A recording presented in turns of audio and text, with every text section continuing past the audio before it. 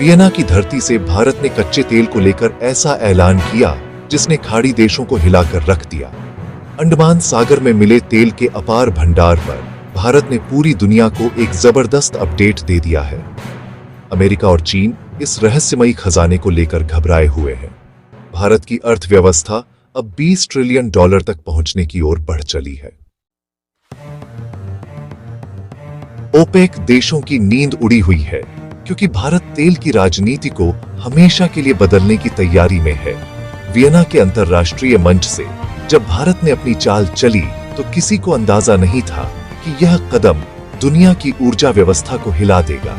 एक ऐसा देश जो अपनी तेल जरूरतों का 85% आयात करता था, अब खुद वैश्विक तेल खिलाड़ियों को चुनौती देने लगा है। एक अर्थव्यवस्था जो अभी $3.7 ट्रिलियन पर है, वह $20 ट्रिलियन के क्लब में शामिल होने का दावा करने लगी है। यह कोई कल्पना नहीं, बल्कि भारत की वह चुपचाप की गई तैयारी है जो अब सामने आ रही है। दक्षिण अमेरिका के गुयाना जितना बड़ा तेल भंडार अब भारत को मिलने जा रहा है। वही गुयाना जिसके 11.6 बिलियन बैरल के तेल भंडार ने उसे वैश्विक मानचित्र पर नई पहचान दी। अब सोचिए, जब इतना ही बड़ा खजाना भारत के पास होगा तो क्या नजारा होगा।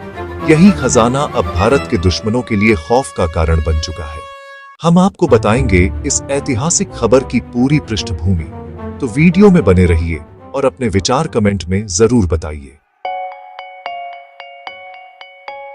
तारीख थी 5 जुलाई 2024। जगह थी ऑस्ट्रिया की राजधानी वियना और मंच था ओपेक का 9वां अंतर्राष्ट्रीय सेमिनार। दुनिया भर के तेल मंत्री, कॉरपोरेट सीईओ और ऊर्जा विशेषज्ञ मौजूद थे। वैश्विक तेल कीमतों और सप्लाई पर गंभीर बहस चल रही थी। तभी मंच पर आते हैं भारत के केंद्रीय पेट्रोलियम मंत्री हरदीप सिंह पुरी। सभी को लगा भारत हमेशा की तरह तेल के दामों की शिकायत करेगा, लेकिन इस बार भारत भिखारी नहीं, रणनीतिक विजेता बनकर आया था। हरदीप सिंह पुरी का बयान पूरे हॉल को स्तब्ध कर देता है। उन्होंने कहा कि भारत अंडमान सागर के 2,50,000 वर्ग किलोमीटर क्षेत्र में तेल और गैस के विशाल भंडार की खोज के बेहद करीब है। यह सिर्फ एक जानकारी नहीं, बल्कि ओपेक के लिए भारत का सीधा संदेश था। अब हम तुम्हारी शर्तों पर नहीं चलेंगे, हम अपनी राह खुद बनाएंगे। जिस गुयाना का उन्होंने उदाहरण दिया, वह आज दुनिया की सबसे तेजी से बढ़ती अर्थव्यवस्था है और इसका पूरा श्रेय वहां के तेल भंडार को जाता है। भारत अगर गुयाना जितना, यानी लगभग 11 से 12 अरब बैरल का भंडार हासिल करता है तो उसका भविष्य पूरी तरह बदल सकता है। इतना तेल भारत की कई पीढ़ियों की जरूरतें पूरी कर सकता है। आज भारत हर साल $100 बिलियन से ज्यादा केवल कच्चे तेल पर खर्च करता है। जो धन खाड़ी देशों को जाता है, वही अब भारत के विकास में लगेगा। भारत अब तेल आयातक नहीं, बल्कि संभावित निर्यातक बन सकता है।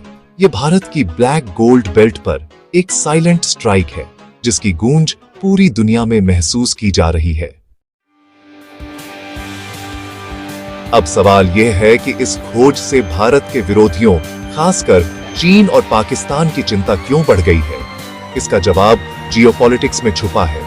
चीन दुनिया का सबसे बड़ा तेल आयातक है और उसका ज्यादातर तेल हिंद महासागर से होकर आता है। भारत की नौसेना उस मार्ग पर हमेशा नजर रखती है। यही चीन का मलक्का डिलेमा है। इसी को दूर करने के लिए चीन ने स्ट्रिंग ऑफ पर्ल्स नीति बनाई और ग्वादर से लेकर हम्बनटोटा तक पोर्ट्स बनाए ताकि भारत को घेरे। लेकिन भारत की अंडमान में हुई यह खोज चीन की पूरी रणनीति को विफल कर सकती है। अंडमान निकोबार द्वीप समूह उस मार्ग पर स्थित है जहां से चीन का तेल गुजरता है। अगर भारत इस क्षेत्र में एक बड़ा तेल उत्पादक बनता है तो यह क्षेत्र भारत का एक अभेद्य किला बन जाएगा। इससे भारत की नौसैनिक शक्ति बढ़ेगी, आर्थिक प्रभाव बढ़ेगा और चीन की सप्लाई चेन पर भारत की पकड़ मजबूत हो जाएगी। यह चीन के सामुद्रिक वर्चस्व के सपने को चूर कर देगा। पाकिस्तान की तो हालत और भी खराब होगी। उसकी अर्थव्यवस्था पहले ही विदेशी मदद पर निर्भर है। अगर भारत ऊर्जा महाशक्ति बनता है तो पाकिस्तान की रणनीतिक अहमियत खत्म हो जाएगी। यह भारत का मास्टर स्ट्रोक है, जिससे एक साथ कई मोर्चों पर बढ़त मिलेगी। यह वियना में भारत द्वारा दिखाई गई डिप्लोमैटिक ताकत का उदाहरण भी है। तो सवाल यह भी है कि अगर यह इतना बड़ा खजाना है तो अब तक इसे क्यों नहीं निकाला गया, और अब अचानक भारत इसे क्यों खोजने में सफल हो रहा है? इसका जवाब है भारत की लंबी रणनीतिक योजना। यह तैयारी वर्षों से हो रही थी। सबसे पहले भारत ने अपने तेल नीति में बदलाव किया। पहले PSC यानी प्रोडक्शन शेयरिंग मॉडल था, जिसमें कंपनियों को मुनाफा सरकार के साथ बांटना पड़ता था। मोदी सरकार ने इसे हटाकर रेवेन्यू शेयरिंग मॉडल लाया, जिससे कंपनियों को सिर्फ अपनी कमाई का हिस्सा देना है। इससे भारत में निवेश आकर्षक बन गया। यह एक रणनीतिक ट्रैप था जिसमें वैश्विक तेल कंपनियां खुद को आकर्षित महसूस करने लगीं। दूसरा बड़ा कदम था कानूनी संशोधन। भारत ने 1948 के oil fields regulation and development act में संशोधन कर इस प्रक्रिया को राष्ट्रीय सुरक्षा के तहत रखा। इससे इसकी गोपनीयता और सुरक्षा बढ़ी। तीसरा सबसे अहम कदम था टेक्नोलॉजी का उपयोग। इस ऑपरेशन ऑयल स्टॉर्म में इसरो और DRDO की गुप्त भूमिका है। भारत सैटेलाइट और डीप सी मैपिंग तकनीक से उन गहराइयों में पहुंच रहा है जो बाकी देशों की पहुंच से बाहर है। L&T, ONGC जैसी कंपनियों का गठबंधन इस क्रांति को अंजाम दे रहा है। यह 21वीं सदी की सबसे चुपचाप चल रही ऊर्जा क्रांति है। भारत की यह ऊर्जा नीति रूस के साथ संबंधों में भी दिखाई दी। जब यूक्रेन युद्ध के चलते पश्चिमी देश रूस से तेल न खरीदने की धमकी दे रहे थे, भारत ने अपनी स्वतंत्र विदेश नीति को दिखाया।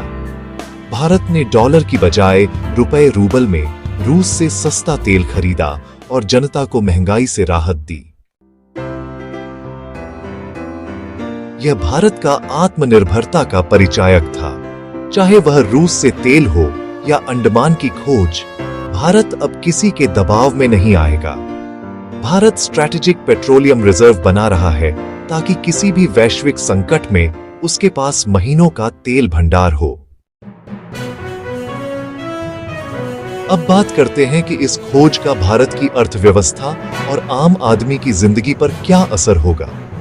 आज भारत की अर्थव्यवस्था 3.7 ट्रिलियन डॉलर की है, लेकिन अगर अंडमान का यह तेल पूरी तरह निकाला जाता है तो अर्थव्यवस्था 20 ट्रिलियन डॉलर तक जा सकती है।